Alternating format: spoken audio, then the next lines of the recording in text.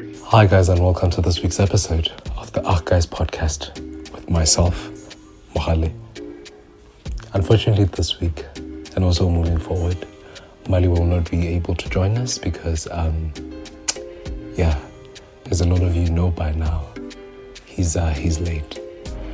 Mali left us what is believed to be on Tuesday evening.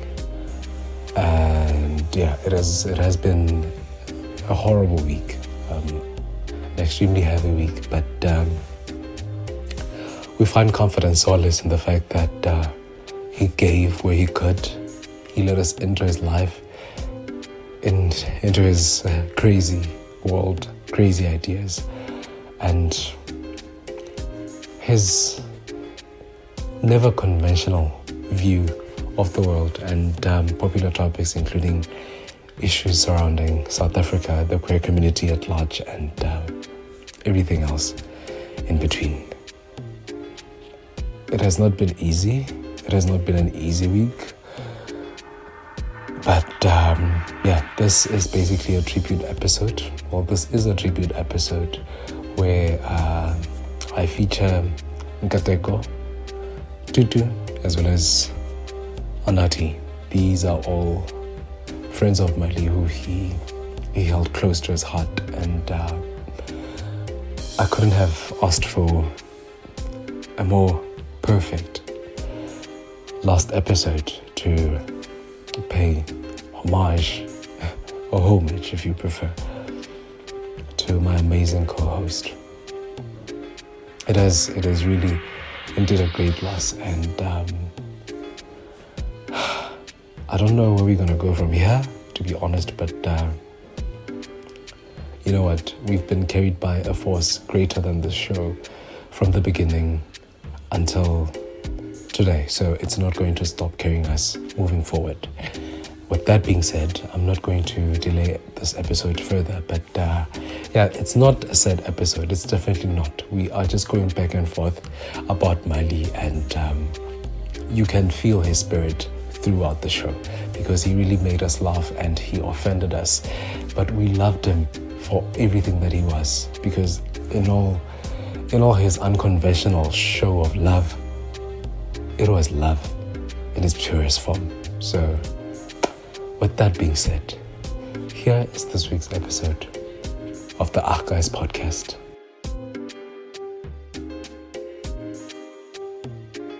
I tried very hard. I tried to pray it away. I tried to meditate it away. I tried to think it away. I tried to sing it away. I tried to gospelize it away. But here's what's up. I'm gay.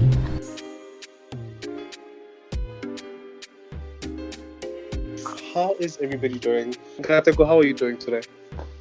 I'm fairly stable. I saw my psychiatrist today, so that's nice. She said that I'm doing well considering what's happening. Oh, that's great moves, eh? That's what, when your specialist is telling you you're doing amazing, sweetie, that really means you like centimeter dilated and you're ready to push. Ah! I'm screaming. And Tutu, how are you doing? I am exactly. I just am at the moment. I think I'm kind of feeling everything but also not feeling anything at the same time, which is a weird space to be in, because I think instinctively my body and my mind is trying to protect me from whatever trauma. So it's trying to make me not feel anything, but also I think we all have the curse of being hyper aware of everything that's going on around us. So we're aware, but our body's still trying to do the work of making us not feel. So I'm in a tricky place, but I'm here, right?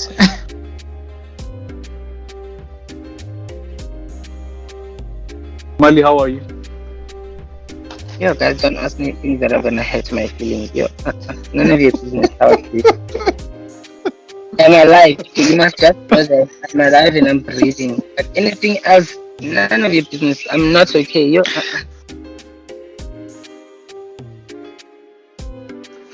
How would you guys rate your mental state right now? Between 1 and 10. 1 being bottom of the barrel trash, and then 5, it's trash but it's wrapped in rose gold, so we have it under lock.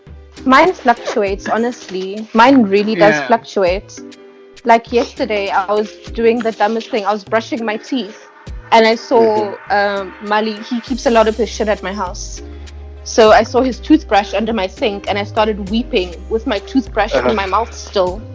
And I'm just like, this is dumb. What I'm doing is dumb. Why am I crying while brushing my teeth? So it fluctuates. I don't know. Familiar. I remember having a meltdown because I couldn't decide between black and blue jeans, and it was at a time where my mental state was really just dragging. Because I need to ufuna indaba zami. Mazi ngikhalisa indaba zami uzokhala nami. Mazi hlekisa Yeah, like that's the point. And also 100%. I think I'm in the same spot as Gateko in that, like, it's random things. I mean, I got triggered by a Nicki Minaj song because Miley likes Nicki Minaj, and I was like, why? Like, I just didn't understand. I was like, okay, so now I can't be a bad bitch. Like, I can't listen to bad bitch music because it's gonna make me sad. Like, come on. You know. And speaking of music, he also he loved what is this, Florence and the Machine, and his favorite song was Dog Days Are Over. Ooh, yes, he did. I mean, Florence and the Washing Machine have always made sad songs, you know. Yeah. But now they're like 20 times sadder, and like it's like every lyric now and every beat, every drum, every string chord, it carries a different weight on its own, considering that you have a memory of such a spectacular person attached to them. It's all a bit too much to take right now. It is. It really is. Yeah. And how are you guys staying afloat? I mean, since we heard about his passing, which was, well, a lot of us learned about the passing on Wednesday. And how have you guys been able to stay afloat, if you have been staying afloat in any way? I mean, thank God I'm on my medication. Otherwise, it would be a wreck for me. Yeah. For me, I really find that, and it's something that I'm working through with my therapist as well, but I throw myself into work and projects. So I think I'm like 7 projects deep right now. But also, it's just been a big week of loss for our community as a whole. Yesterday, we also found out about Uluyolo, who passed away as well this past weekend. So I think it's just been... I remember texting somebody and saying, like, I can't stop because if I stop right now, I don't think I'll be able to, like, move on. So I haven't allowed myself to stop. I haven't allowed myself a moment where I'm just going to be still. Because, I think there's still so much that has to be done that, it's a weird place to be in. It's just a weird place to be in. So when I've done my bit in the house, and that's like cooking once a month, then, sweetie, you can't ask me shit. Like, you can't. Hello. The whole thing of working and keeping yourself and your mind busy. That's basically my setup right now, because I don't think I can afford to break. In as much as breaking is good, I feel like I need to first align a couple of good things that are at their climax. Like, you know, they're about to come together and they're about to sprout with good news. I feel like until I'm at that point where, should I break, I'm going to have so much that I can piece together and help me, like, be at my best again. That's exactly what I'm doing as well. It's just working on so many things all at once and turning my negative energy into work, into working my fingers to the bone. So should the time come to break, I can be able to break and actually be able to revive myself as well. It's really, none of this is cute. I mean, none of this shit is great. I hate it here. It's the bottom. And It is. I mean, you know, Yeah. Mali was a spectacular person, man, and he affected you without even trying. 100%. And I don't know, 100%. he was very lazy with his love, but extremely intentional. There was hardly a gray area. So it's goodness. I mean, it's really difficult. I think for me also, I think the way that I'm approaching grief right now is it's almost methodical. So Kateko and I met actually through the most bizarre circumstances. Our friend Kokeli, he also was taken by depression or mental health, and we literally met at the police station, if I'm not mistaken. It was almost like being in a film. And Yeah. the first time that I met Mali was on that day, and I think we were all kind of bonded by this immense trauma. And it really was for me the first time figuring out how to deal with the loss of a friend, the loss of somebody young, to lose somebody to mental health as well. It's all traumatic for different reasons, and it was all happening at the same time. And I think what I learned from that experience was, if you're going to heal, you need to give fully into it.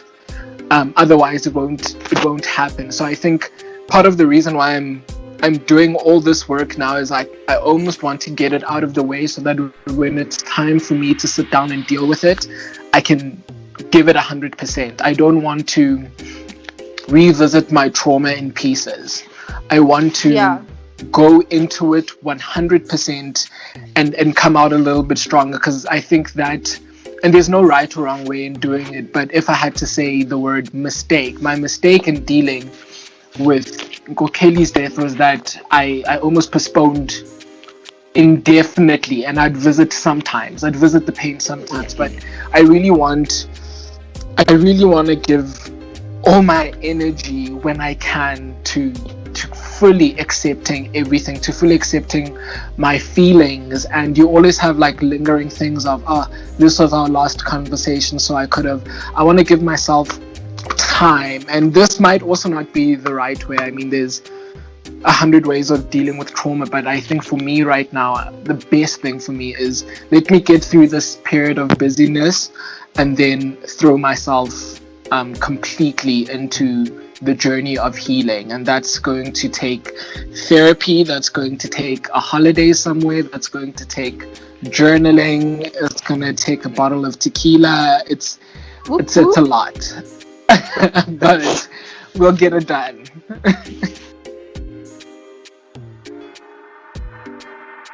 Girl, if I come home drunk because I've been having a shitty week, I don't want you to ask me shit, right?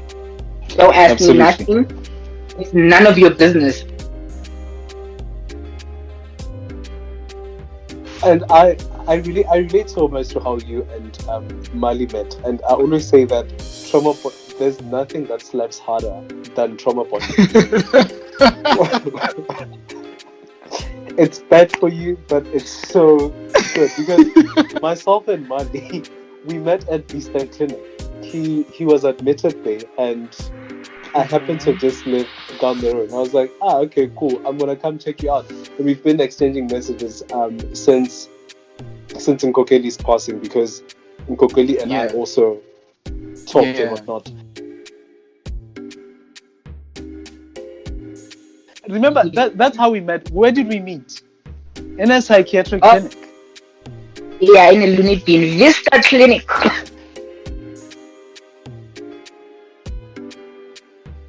And it was just when we met, because we were both at our lows, it was just somewhat it was like a phoenix rising from ash, and really we were just nothing but ash.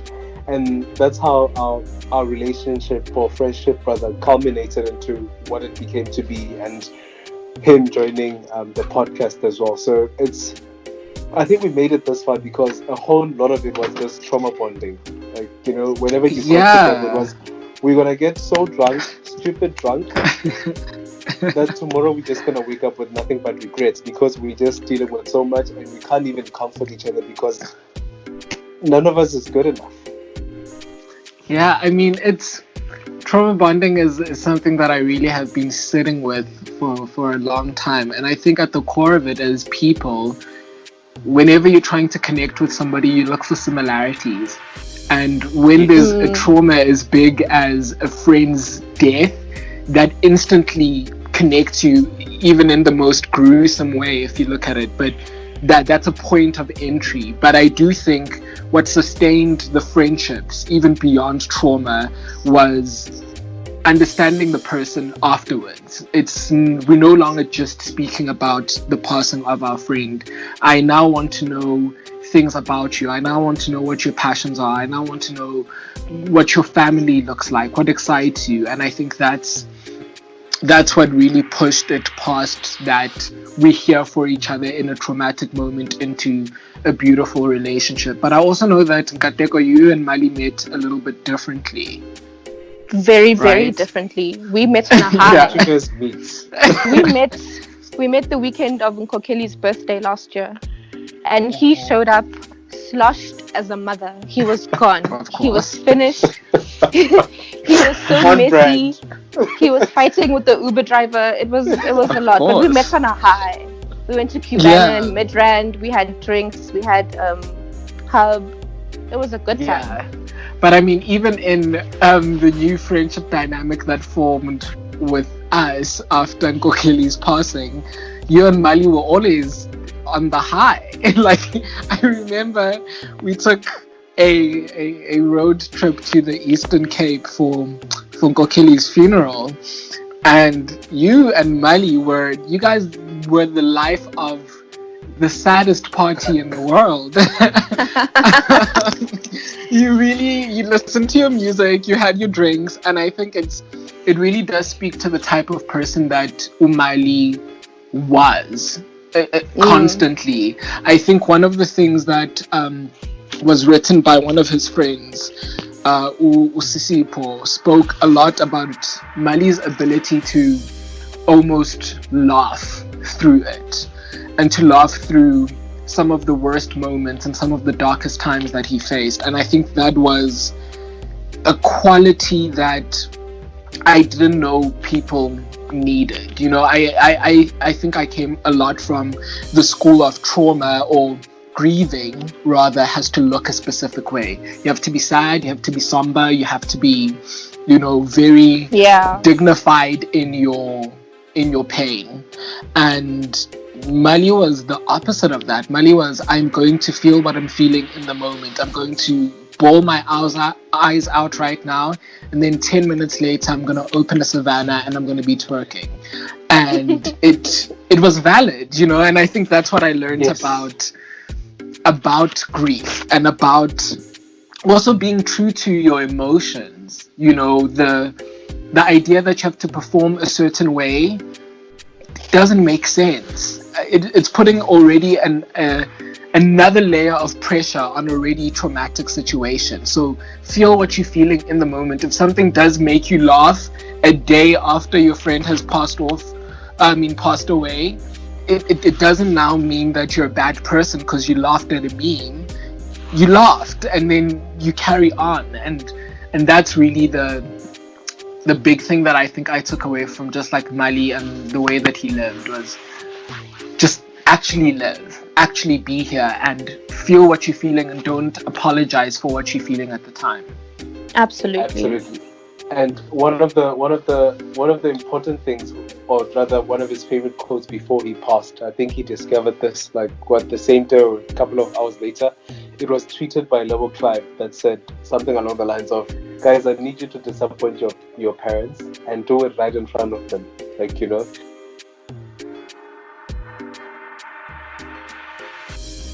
And please, have a good time disappointing them. They live their lives, live yours.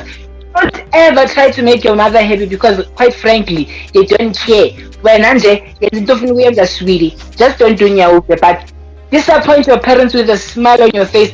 And if they give you shit about disappointing them, beat them. Beyond that, I think also my friendship with Mali, because I met Mali at a time where I was still exploring, debunking and decluttering my mental state and actually formulating or creating a space where I'll be able to just be myself, be conducive to my healing and the direction I want my health to take, you know. And when I met him, he was really unapologetic about his depression, his anxiety. He did not give a shit. Like, you know, he was depressed and he wasn't okay with it, but he was okay with it. Like, you know, the fact that, look, I'm depressed, I'm gonna take my meds, they're not gonna kick in now, but when they kick in, I'm gonna be so good. You would say I'm not depressed. And that was it was so beautiful to watch. It taught me to be okay in my misery. It taught me to be good with myself, to be patient with myself, to say that, like, look, it's terrible right now. It's bad. I don't know why I have the image of that guy in a wheelchair that says, "It's terrible, Your Honor. It's terrible."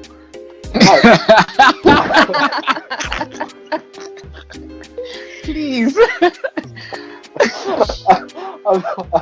I'm sorry, but he told me that, look, you could be terrible in whatever state you're in, but acknowledge that you're feeling like shit. Drink if you must. Pop your pills if you must. As long as you're working towards feeling better. It was just really unfortunate that he just couldn't get to experience that better. He was just tired and he was like, look, I want out. Belly off. Belly off. Like, and I think what you just said is actually it just gave me goosebumps. Usisipo sent me a message, and that's almost the exact thing that Usisipo said about Mali, is that in almost every conversation that they had, Mali was very, very honest, and especially towards the end, he was very honest in saying that he wanted to, like, check out. And it's no secret that he had tried before several times, and he even gave up on that because, like he said, he was afraid that he'd fail again. And it's hard. It's so hard, but there's also another part of me that feels like I hope he's rested. You know, I hope he's at ease now, and I hope he's happy in the afterlife, because it really was such it was hard. It was hard to see him go through things, man. It wasn't easy, and he was constantly dealing with a lot, and a lot of people were busy asking me, like, what happened after social media found out about it, because I mean, we have a very active social media community, like in Johannesburg. We're all interconnected, whether we want to be or not, and I think people kind of wanted to know why, because as much as he was always very honest, I think sometimes people look past certain things. He would often tweet about his depression very candidly, but sometimes people think, you know, we are Twitter, like you're just saying things, but they didn't really see how bad it is. But I think for anybody that was close to him, it was no secret to us that he was going through this pain. And when people would ask me, I'd say, for the longest time, for someone as young as him, he faced and fought demons that we can't begin to imagine, and he won the battle often. And the time that he didn't win the battle, it happened to take his life. And that doesn't mean that he didn't try, because he tried in every imaginable way. He leaned on his friends, he leaned on his family, he went to all the institutions you can think of, he tried. But I really have a super supportive family with me. Like, I have a great support structure. Honestly, I wouldn't change it for the world. He tried. The people around him, I know we tried in whatever way that we could. And it really was, man, it's mental health, I think, is something that a lot of people have almost a misunderstanding of, and especially when you look at something like suicide, it's the deepest, darkest disease that you can get, because it is a disease. From the moment that we're born, we're naturally programmed to want to live. That's why a baby takes its first gulp of air, and we spend our whole life wanting to breathe, wanting to stay alive. If our head is too long under the water, we come up and we grasp for air. It's biologically programmed in us to want to live. So when you get to the point where you don't want to, and you actively try stop yourself from taking your next breath, that isn't being dramatic. That isn't a cry for help. That is you being sick. That is something stronger than you winning. And it's what happened to our friend. And I think more conversations like that need to happen, where and there's no easy way to get around it, but it's a lifelong journey. If you have mental health issues, it's a lifelong, constant battle. There's no my depression is over forever. There's no I'm going to be fine for the rest of my life now. It's a constant fight, and Mali really did try his best to fight till the end. So I've always wanted to be a man who seeks out help, because guys, getting help is so important. Therapy is very important, You're saying a whole lot of things, and one thing that keeps playing in my head is the fact that all Mali wanted to do was to feel.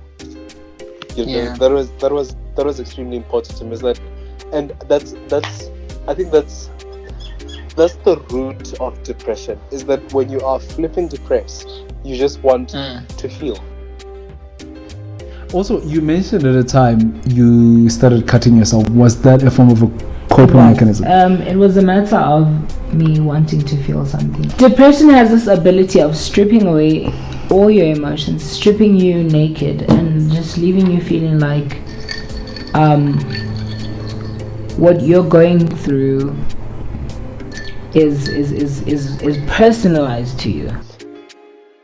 And as friends, I know for a fact that Nkateko was there for him, even in times where I wasn't able to be there for him. Yeah. Nkateko is the kind of friend that always literally left everything, stopped whatever she was doing, and 100%. It's a ride or die situation with Nkateko. Like, I mean, on days where Mali would say, "Look, I'm calling it quits," I knew I could literally just I would be in bed not being able to move, because depression is literally sitting on my neck like it's some sort of a sexual fetish, and I know that it's okay. Ngata will sort this one out, because I've long logged out. Like what I need people to understand is that Mali had the necessary support. He had a mother who loved him, and I'm sure that his mother still loves him so much, and he knew that. He was aware of that. He expressed that on the podcast. Every chance he got, he'd say, "My mom, lovely woman, I love her with every bit of me. I love her." I love my mom so much. I appreciate her so much. Like, I can hit up my mom at any time of the day and be like, "Listen, this is what's happening. I'm not okay," and she'll understand. She gets it. Because even when I came out to my mom, first of all, I've always been a very feminine child. Like, my mom would come back from work and we had this whole ritual where I take her shoes off, give her a foot massage, and then take her shoes to her room, and then bring her slippers. And she probably just thought, what a gentleman. Oh, exactly. So I'd give her the foot massage. I've got great hands, I've got soft hands. She loved it. She loved my foot massage. And I'd wear her fucking heels across the house. And meanwhile she's waiting for slippers in the lounge. And my mom had this huge mirror where you could just see your whole entire body in her What a room. queen. Oh, I love it. It's still this day, the mirror's still there. Okay, well, we sold the house. It's not there anymore. But she had this huge mirror where you can just see your whole body. And I'd stand there in those heels. Yes. My mom was a very stubborn Yes. She had all types of heels. The boots, the stilettos, so everything, the wedge, everything. She had everything. So every time she'd come home in heels and I'd wear those heels and I'd strut across her house, feeling so gorgeous, feeling so opulent. Opulence, darling, type of thing. And she's always seen it. She's always been a witness to all of that. And even when I came out to her, she was crying and she was like, he had friends who would give up everything and anything just to be with him, just to be in his presence. Although he would always remind us that we are whores, we are all underachievers, we won't amount to anything in life. 100%. Oh wow, the words. I mean, it's funny that you say that because I remember in the haste of my grief when I first found out, I was like, I'm gonna just post like a screenshot of our last conversation, and I had to crop it because he uses foul language all the time. All the time. You cannot post Mali, a conversation you had with Mali without cropping. No. You can never post the whole screen. It's impossible. You can only post like 2 replies. The like last your reply and his one reply. thing.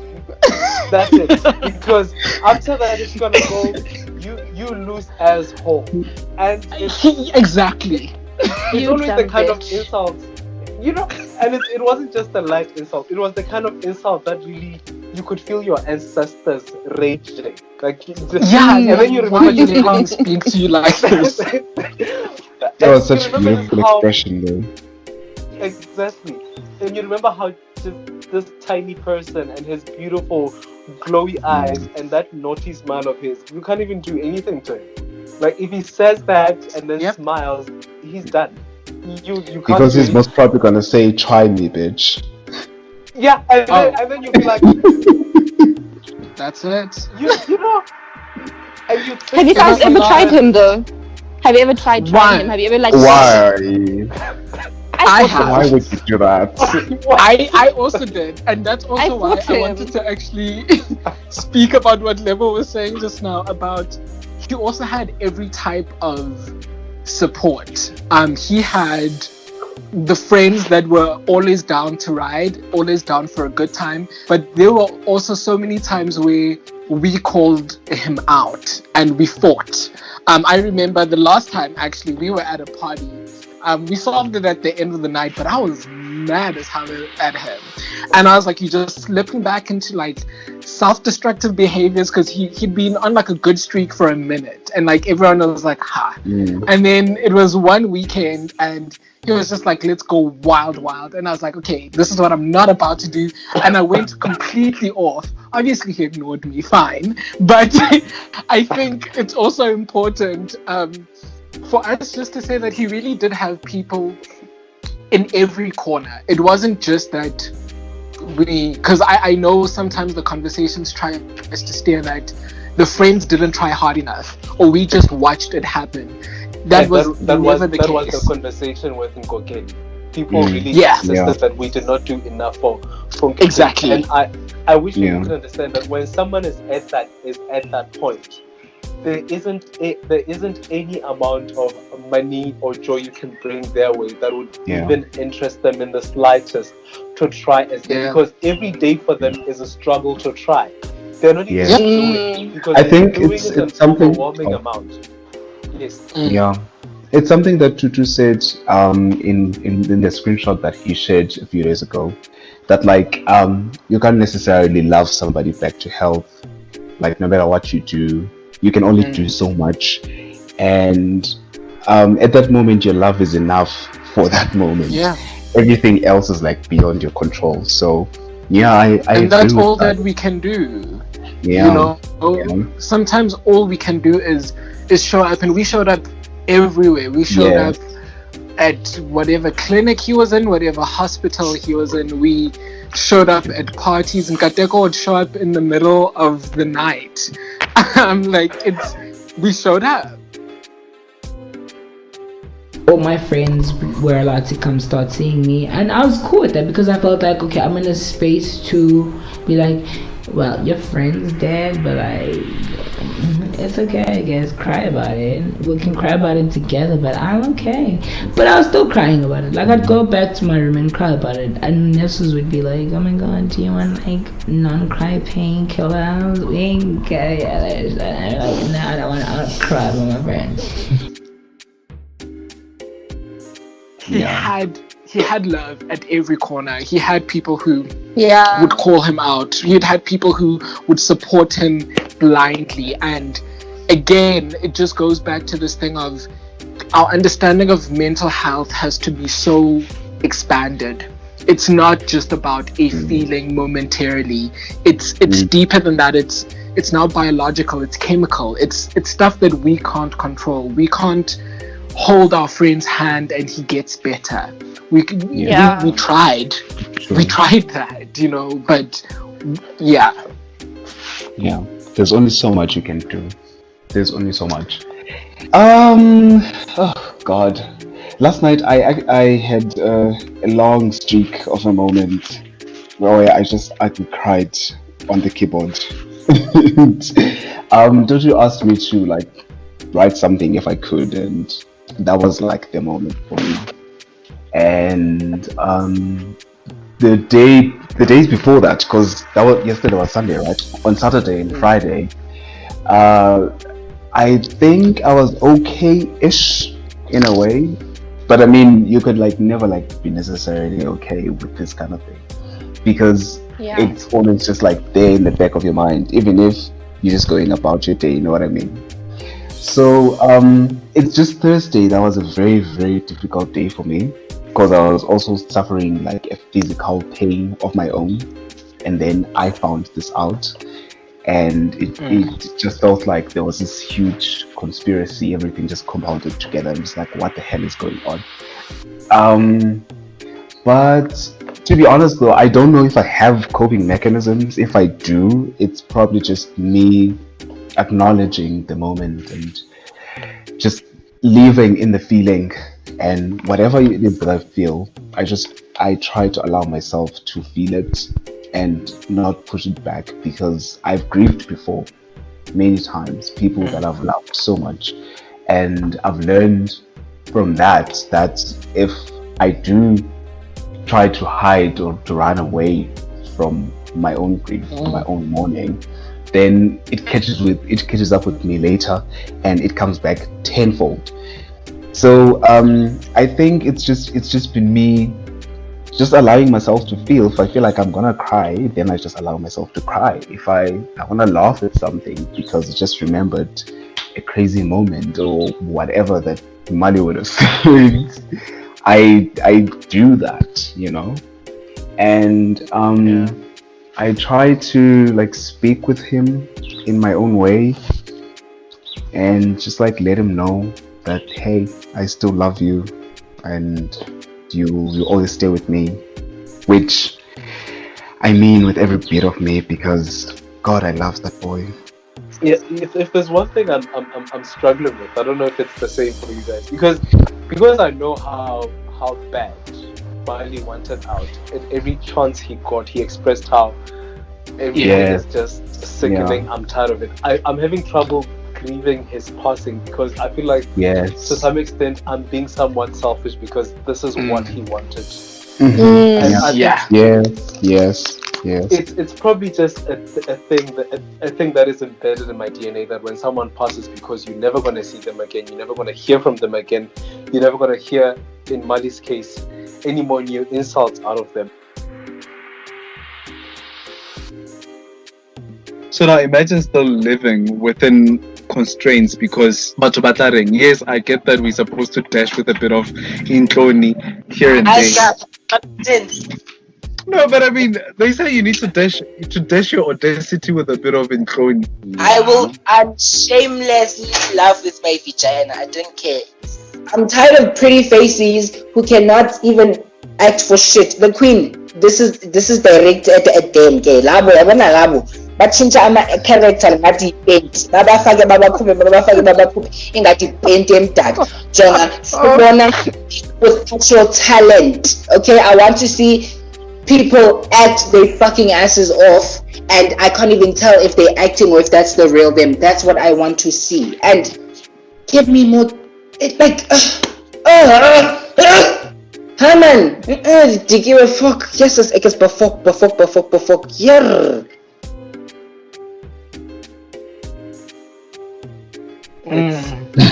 That the mere fact of that, it's why you should cry. But I'm having such a tough time fully submerging myself in grief and grieving and allowing this moment to pass me by, because I know how bad he wanted out, and I know the many failed attempts he had. And I remember I made him promise me, because one of the reasons why I did not tell him to bring him on the podcast was that I needed to give him some sort of a venting station, but also something he could somewhat look forward to. I failed because he was like, look, I don't care for this podcast, I'm just doing it because of you.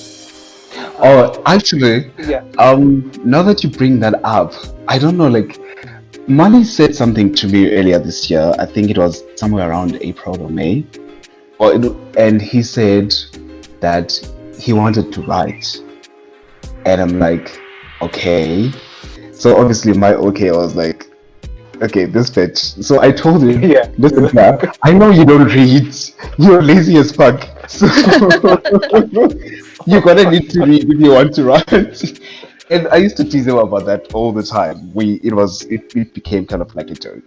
But anyway, so he was telling me this because he said he wanted me to edit the things that he wants to write. And I asked him, what kind of stuff do you want to write? And he said that he wasn't sure. He didn't know.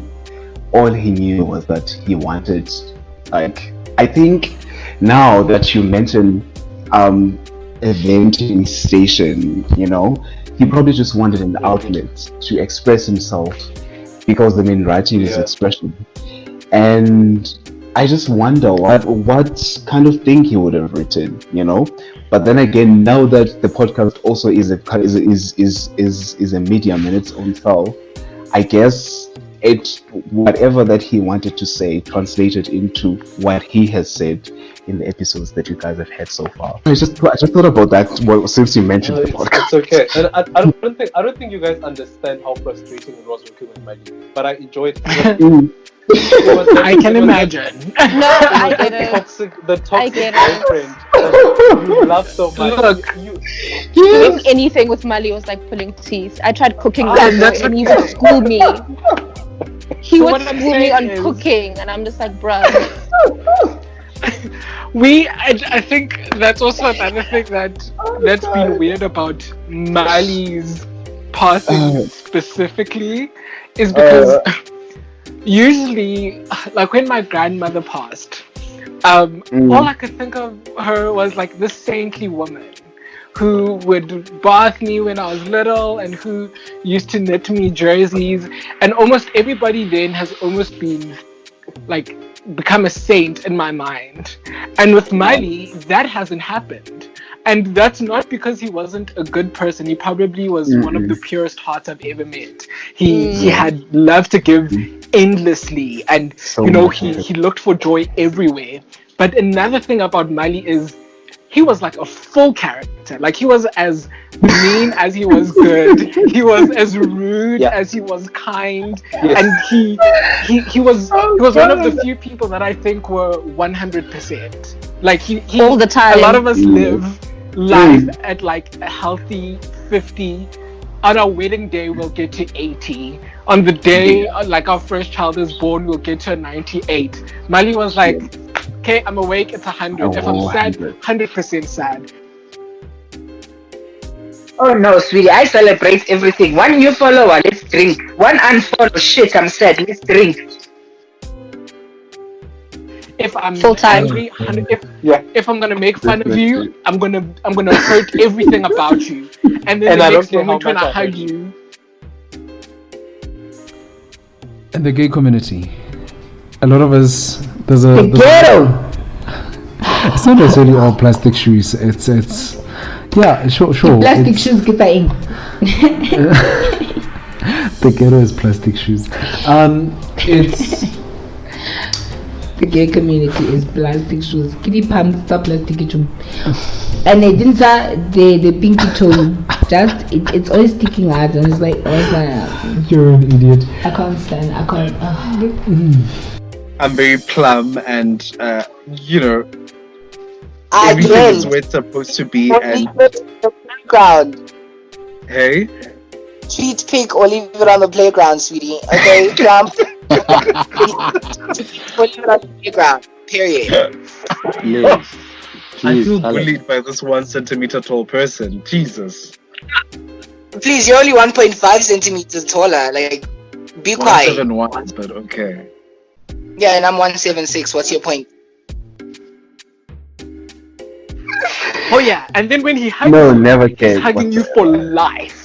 You know, it's so you knew whatever he was saying was truth in that moment, and I think that's what's been so exciting about remembering him is not having this weird edited version of him, but having the real version of him, and remembering the moments that he made me grow even in uncomfortable ways, because I think that's important as well. I think that part of his story and that part of who he was, the fact that he was somebody who was honest, the fact that he had all these things about him is what makes him real.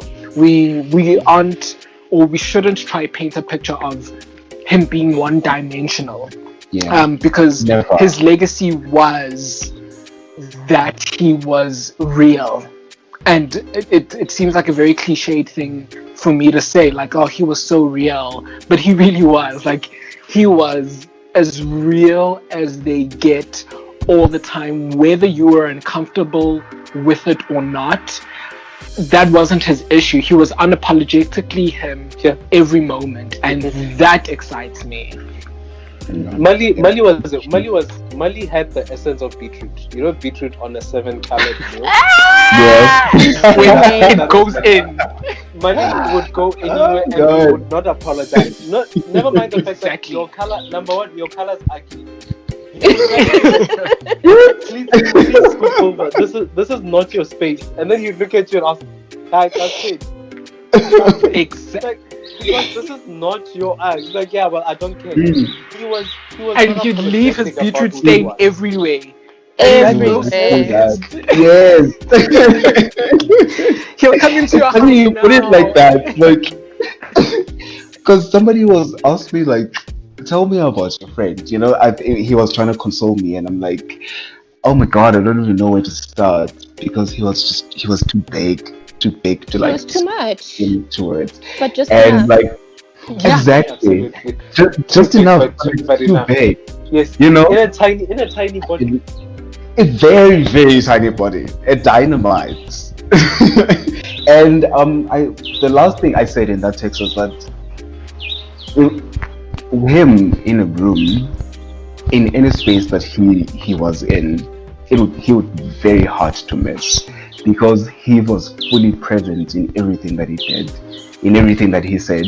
He was just there, you know, even like when he wouldn't want to be there, like, but he was just there. He was too present, and that's something that I loved so much about him. And he taught me that to literally to be within yourself and to be so rooted in yourself that wherever you go, you are fully present in that space as well, you know. And he did that without even saying it with his words, without even like being like consciously preaching it. He was just by being himself, he gave that out as well to other people. And yeah, that was like one of the most beautiful things I knew about him. You are doing amazing work, because when people ask me to describe Mali, literally the first word I can always come up with consistently is the fact that he was shit. Excuse me, what? You're not wrong. He didn't lie. Honestly, I can't. Oh God! I always say he was shit, and I loved everything about him. That's literally the best description. He was terrible to me in no way. He would bully me in front of anyone. I would literally, you could go to him and tell him the most embarrassing thing about you. Next thing you know, he's tweeting about it. Like, yes. Definitely, actually. Is it okay if any one of you guys can share your favorite or one memory that has been playing in your head of Mali? Either good or bad. Preferably good, even though he wasn't really the best of people. Oh God. I'm not sure if I can share this. Okay, Tutu, you go. I remember one. I don't even know what time it was. I don't know where we were. I'm not remembering anything, but I remember Nkateko was driving. And we were in your bakkie, which was a 2-seater. And me and Mali decided to sit in the back. And it was at night. I really can't remember where we were going, but I know that you guys dropped me off at home. And I just remember like sitting in the back of this car, driving through what felt like the whole of Joburg. I remember that day. You know, and we were listening to like music where were you guys of the bakkie. We were taking Tutu home after like a day of things. A day of things. Sounds very accurate. And it sounds, yeah. And we were in the back of this car, and my favorite film after The Lion King is The Perks of Being a Wallflower. Yes. And there's one part where they're standing in what they call a truck. And I remember it's the scene where Emma Watson is standing with her arms stretched wide open. And in the film and in the book, that's the moment when they write, and in that moment we were infinite. And I think that's and in that moment we were infinite with Mali, because it seemed, like I said, it seemed like we drove the whole of Joburg, but it didn't feel long at all. Like we were in the back of this car, we had the beautiful city around us. It was cold as hell, but we didn't feel that it was warm. Like we felt good about everything that was happening. And I think that's my favorite memory with him. Sure, I have so many. Where do I even begin? I have a lot of memories of him trash talking my family. Mali would talk shit about my family so much. Oh God. I don't know. Like for me, because when I became friends with Mali, I still lived at home in the Eastern Cape. So this was in 2018, and last year I still lived at home. So we never like really met. We actually met in person for the first time.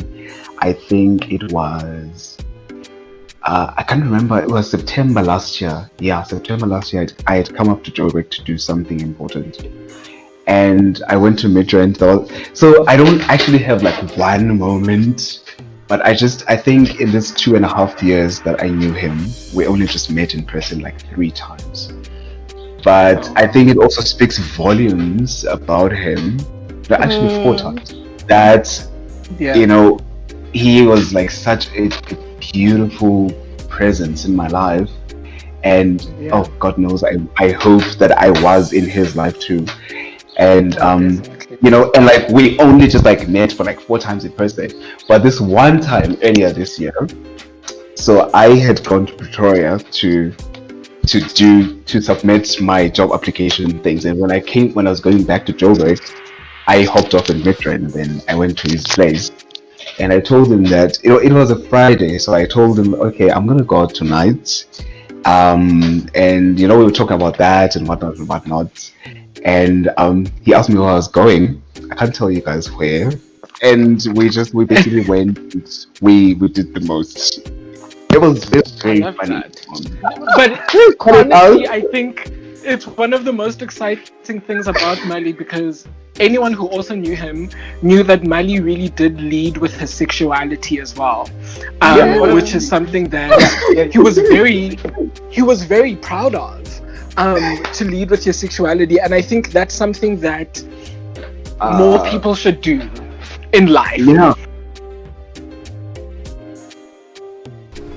There'll always be someone that has an issue with you being given an okay to be yourself in a certain space, you know? That's why we'll go to Pride, and after Pride we'll hear about our people being raped, being murdered, we'll hear about all sorts of horrendous and horrific things about our people who were given a space, like a whole entire event. Like Pride is literally for the LGBT plus community, right? But you'll hear about how Mangman was raped by Mangman, whether they are LGBT plus or not. But we always are subjected to like traumatic experiences, which has never made sense to me, you know, whether you have been given the platform or not. But end of the day, someone will have a problem. Someone will be like, hey, you have no business talking about the gays in this club, and they'll either murder you or rape you, or there's always some fucked up shit that our people have to go through in the name of being activists, in the name of spreading our truth, in the name of living our truth.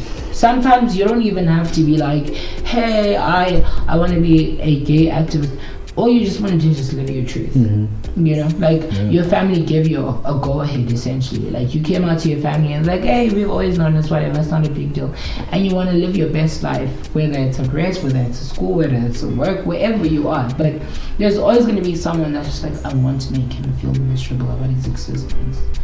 And that's why we have so many people that kill themselves because of bullying, because you're gay or whatever, which is just so fucked up. I'll never get it. I really will never understand. That's why I can never make excuses for it. That's why I can never speak on it. That's why I can never break it down, because I just don't get it. Like, if it doesn't affect you directly, just move on, mind your own business. Definitely. It's know who you are, know what you want, and live also to be satisfied. And he never hid his desire for satisfaction.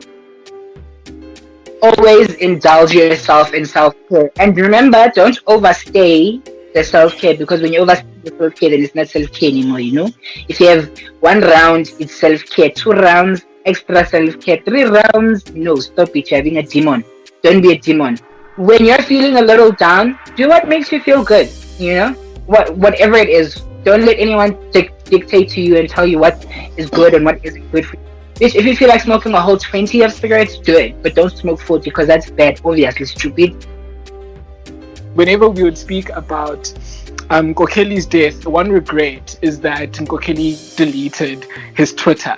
And Mali would always tell me, he's like, there's no way in hell, when I go, and I will go, there's no way in hell that I'm deleting my Twitter. And he would often document his sexual journey, and I think that's one of the most cool and liberated things about him, was that this wasn't something that he was ashamed of, or something that he didn't want people to know. He loved that part of himself, and again, it speaks to him living at 100 all the time. I mean, he would tweet and be like, oh, I've got 6 dick appointments today, and we'd all be like, wow. Like, yeah. Okay. Like, there's so much more that happens between the first of the month to the last day of the month. I have a job. I have to suck some dicks for rent money. You know, I do so much. I get up to so much. I suck at my job. You don't know that. I'm a terrible driver. I've never had a license. I'm gonna buy one. I run dogs over. I hit so many people with my car before I get to where I'm going. But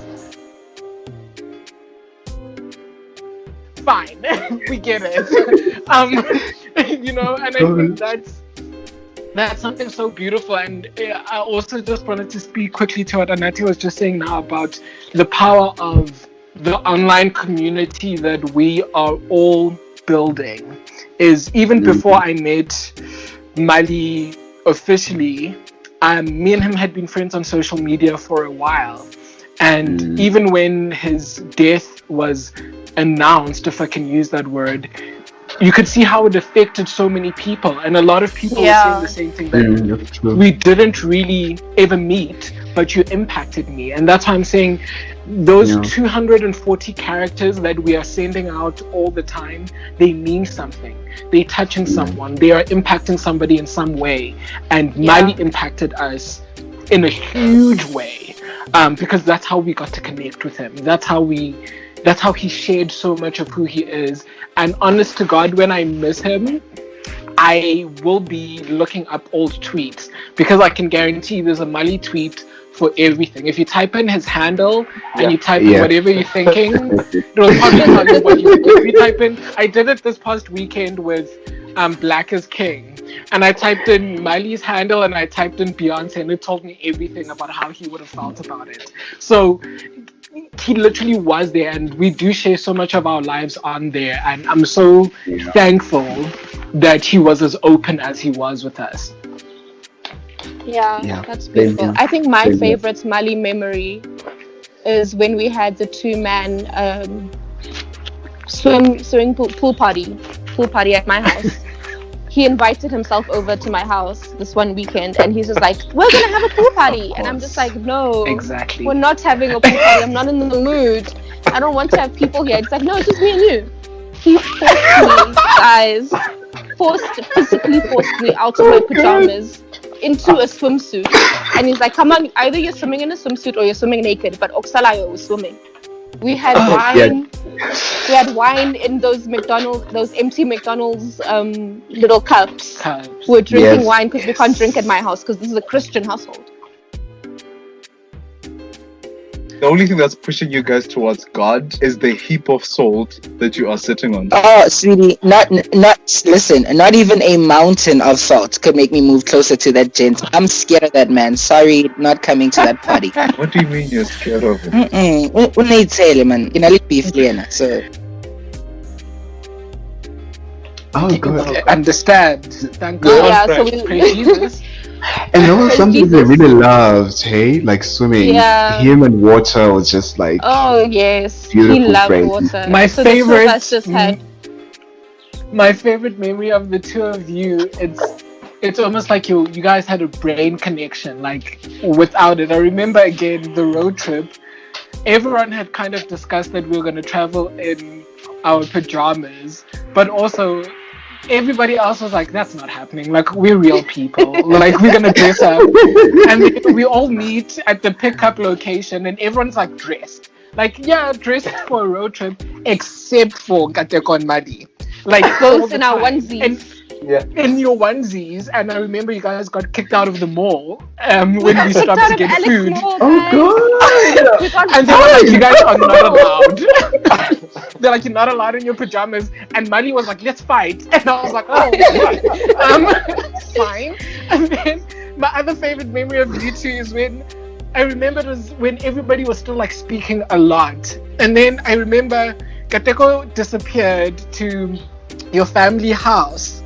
And all of a sudden we see pictures of Mali there as well. And we're like, when did this road trip to Limpopo happen? And Mali was just like, it just happened. And we're like, what? And I think that was always so exciting about your dynamic for me, is that you guys really, you got each other. And I think that's so important in the world, is to have somebody who, when everybody is wearing their sensible clothes, you can wear a onesie with. I think that's important to have. No matter who you are, is you need your onesie partner, and that's always so beautiful for me. No, but it was incredible. But even so, yesterday I did ask a lot of his friends also for the memories or whatever, and everybody has said what we've been saying the entire time, is that it was a ride. That's really what it was with Mali, and there were ups and downs. I mean, I was looking at Sisipo's message, and with him as well, they met in the middle of their grief as well, and I kind of think maybe Mali was our angel of grief for all of us, because he really helped so many of us when we were going through our things. And The last thing that Usisipo writes in his message is, honestly, as gutted as I am, I'm at ease, and I hope he's rested and happy in the afterlife with Kelly. We've gained the most sassy ancestor. Thank you for sharing your light with me, Mali. It's been a beautiful ride. And I think, yeah, that almost encapsulates so much of who he was, that yeah, it was a ride with him all the time, but at the end of it all, it was light, and he shared that light with all of us. Yeah, that's very true. That's very true, because I remember also, like, at the time when we started becoming friends, it was a very difficult time in my life, and he was also going through like a lot of things, and he's like, girl, if siyagoa sizogoa together, let's just do it. Hey. I'm like, okay, hey, masitshone khona ke ubutsho kanjani, you know. And we Mali also used to love forcing people to drink. I'm sorry, I'm sorry to cut it. But if Mali didn't force you to drink, let me tell you something. Yeah. All the time, damn it. And you tell him, you'd be like, yo, Mali, I'm not drinking anymore. And then he'd come with a glass of vodka, and you'd be like, are you sure? Like, did you not hear me when I told you that today is a sober day? Like, come on. Yeah, this was very cathartic. It helped a lot also. It's very that's a beautiful word to use, Nkateko. Yeah, I'm learning. Yeah.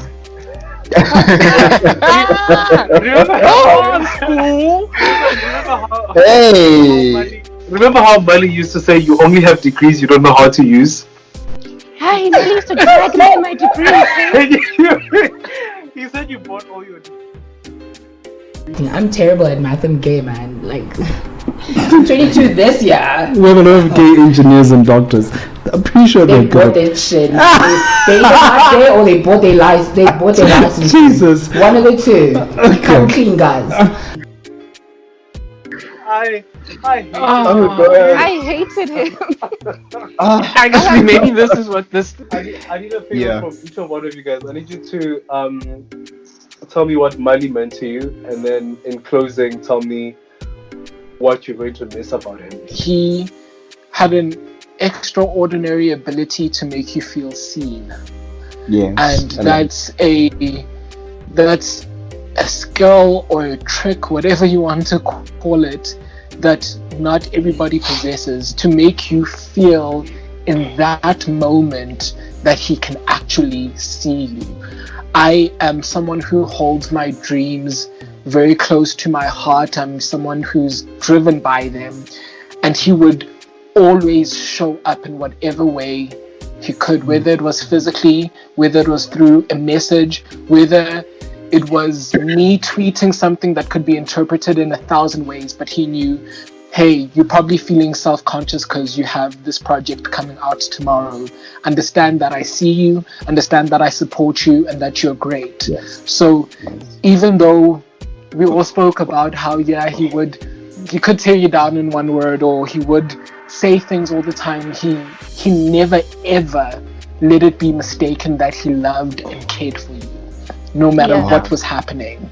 And he made me feel seen, even in moments when I didn't want to, even in the moments where I wanted to hide and I didn't want to speak to anybody. Even in Kateko's moment of wanting to be alone in her house, he will come and he will see you. And for me, that's what I hold close to him. That's what I remember about him, and that's what he meant to me as well. Yeah. That's so beautiful. He meant the absolute world to me. I always told him, and he told me, that we're soulmates, We're meant for each other. So the fact that I'm down a soulmate, I mean, I'm one person who believes that you have multiple soulmates in one lifetime, and he was just one of mine. He really meant the absolute world to me. He was one of my best and closest friends. He was my cuddle buddy. Oh my gosh, that boy could cuddle. He was so warm. We had infinite sleepovers all the time. He would cuddle unprovoked. He was so warm. I just loved his body. Like, not in a sexual way, but I mean, I mean, we get it. Yeah. Yeah. No, it was incredible. He loved you so much, Kateko. He spoke about Oh. you all the time. All the oh, time. he was obsessed with me. Oh, he wanted- really was. He Oh, told me he wanted to crap. crawl inside my body. I remember when, and let's not pretend like you weren't obsessed with him. Because the first time I meet Kateko, she says she wants to keep Mali on the side of her bed on a leash. So I just wanted to put that out. That it was a mutual obsession. So I didn't want to bring that up today, but Do you you have provoked receipts? me. But it was an incredible love story that you two shared, and I think everybody here shared something so beautiful with him, and I think also grief reveals that we all are something different to somebody else. Because with Lebo and this podcast, I think he really showed a different side to him. You know that I was a committed listener. I've got it subscribed and it automatically downloads. But I didn't see that side of him, you know, until I listened to the podcast, and I knew that he had very strong feelings about things. But the way that I heard him speak about representation, the way that I heard him speak about safe sex and about you know, STIs and all, I've never had a conversation with him like that.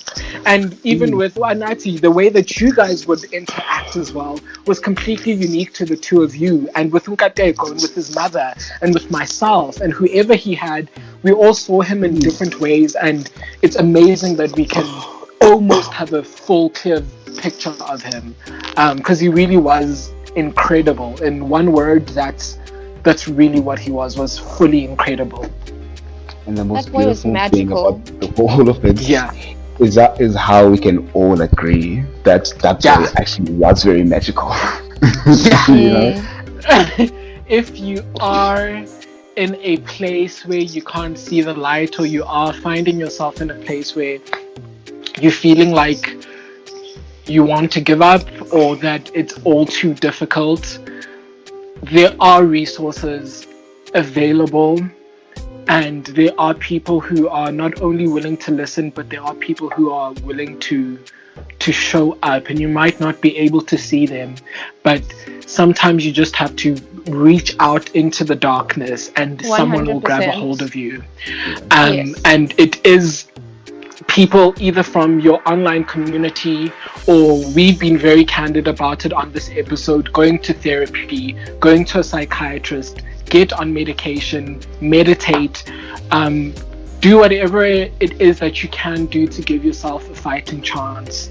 And especially if you are from our community, we love you. And the statistics are crazy. I think 2 out of 3 LGBT youths consider suicide before the age of 21. So I know that this is an actual issue that affects so many more of us than we're willing to be open about. But be open about it and try till the end. Whatever the end looks like, at least you know that you've given it your best. So reach out into the darkness, and more often than not, somebody will be there. Yeah, definitely. Thank you for that, Tutu. Thank you for that, Tutu. And yo, my heart is heavy, man. And it's even sadder that he's gonna get late to rest tomorrow, and that's when the episode is. The episode is gonna go live in the evening. And in closing, I just want to say that to Mali, wherever he is, it has been such a long day without you. It has been